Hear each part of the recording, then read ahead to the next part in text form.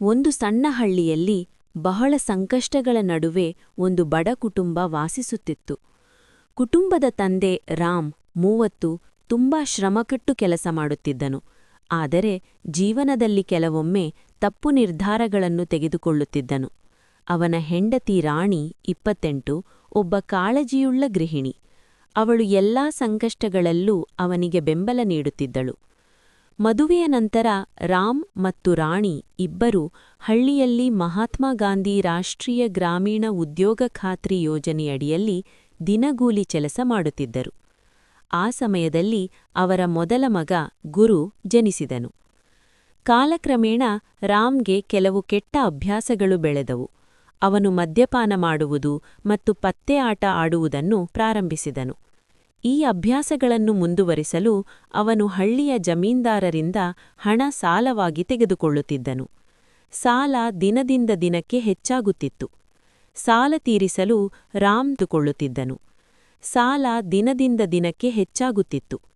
ಸಾಲ ತೀರಿಸಲು ರಾಮ್ ತನ್ನ ಹೆಂಡತಿಯೊಂದಿಗೆ ಹಳ್ಳಿಯನ್ನು ಬಿಟ್ಟು ನಗರಕ್ಕೆ ಹೋಗಿ ಕಟ್ಟಡ ನಿರ್ಮಾಣ ಕಾರ್ಮಿಕರಾಗಿ ಕೆಲಸ ಮಾಡಲು ನಿರ್ಧರಿಸಿದನು. ಹಲವು ತಿಂಗಳುಗಳ ಕಠಿಣ ಪರಿಶ್ರಮದ ನಂತರ ಅವರು ಹಣ ಸಂಗ್ರಹಿಸಿ ಮತ್ತೆ ಹಳ್ಳಿಗೆ ಮರಳಿದರು. ಆದರೆ ಹಳ್ಳಿಗೆ ಬಂದ ನಂತರ ರಾಮ್ ಮತ್ತೆ ಅದೇ ಹಳೆಯ ಅಭ್ಯಾಸಗಳಿಗೆ ಮರಳಿದನು. ಮದ್ಯಪಾನ, ಜೂಜಾಟ ಮತ್ತು ಸಣ್ಣ ಸಹೋದರ ಅವನಿಗೆ ನಗರದಲ್ಲಿ ಸ್ಥಿರವಾದ ಕಟ್ಟಡ ನಿರ್ಮಾಣ ಕಾರ್ಮಿಕರ ಕೆಲಸವನ್ನು ಕಂಡುಕೊಟ್ಟನು. ಜೊತೆಗೆ ರಾಮ್ನ ಕುಟುಂಬಕ್ಕೆ ಒಂದು ಸಣ್ಣ ಮನೆ ವ್ಯವಸ್ಥೆ ಮಾಡಿಸಿ ಮಕ್ಕಳನ್ನು ಶಾಲೆಗೆ ಸೇರಿಸಲು ಸಹಾಯ ಮಾಡಿದರು. ಆ ವೇಳೆಗೆ ರಾಮ್ ಮತ್ತು ರಾಣಿಯವರಿಗೆ 3 ಮಕ್ಕಳಿದ್ದರು: ಗುರು, ಲಕ್ಷ್ಮಿ, ವಿಜಯ್. ಜೀವನ ಸುಧಾರಿಸಲು ಆರಂಭವಾಯಿತು. ಹಣ ಸಂಪಾದಿಸಲು ರಾಮ್ ಹಲವಾರು ಕೆಲಸಗಳನ್ನು ಪ್ರಯತ್ನಿಸಿದನು. ಅವನು ಕಟ್ಟಡ ನಿರ್ಮಾಣ ಕೆಲಸ ಮಾಡಿದನು.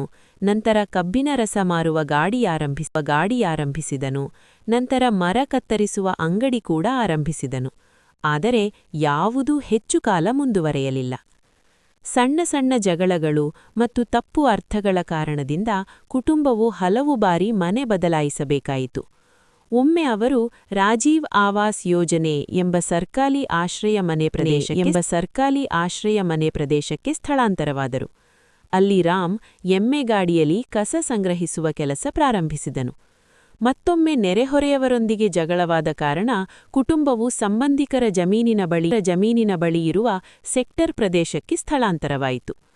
ಅಲ್ಲಿ ರಾಮ್ ಒಂದು ಸಣ್ಣ ಎಗ್ ರೈಸ್ ರಸ್ತೆ ಆಹಾರ ಗಾಡಿ ಆರಂಭಿಸಿದನು. ಜೀವನ ಇನ್ನೂ ಕಷ್ಟಕರವಾಗಿದ್ದರೂ ಕುಟುಂಬ ಕಷ್ಟಪಟ್ಟು ಕೆಲಸ ಮಾಡುತ್ತಲೇ ಇತ್ತು. ವರ್ಷಗಳು ಕಳೆಯುತ್ತಾ ಹೋಯಿತು.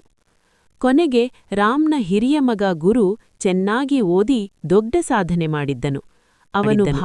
ಅವನು ಭಾರತೀಯ ನೌಕಾಪಡೆನಲ್ಲಿ ಕೆಲಸ ಪಡೆದನು.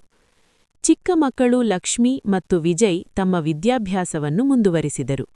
ಬಹಳ ಸಂಕಷ್ಟಗಳ ನಂತರ ಆ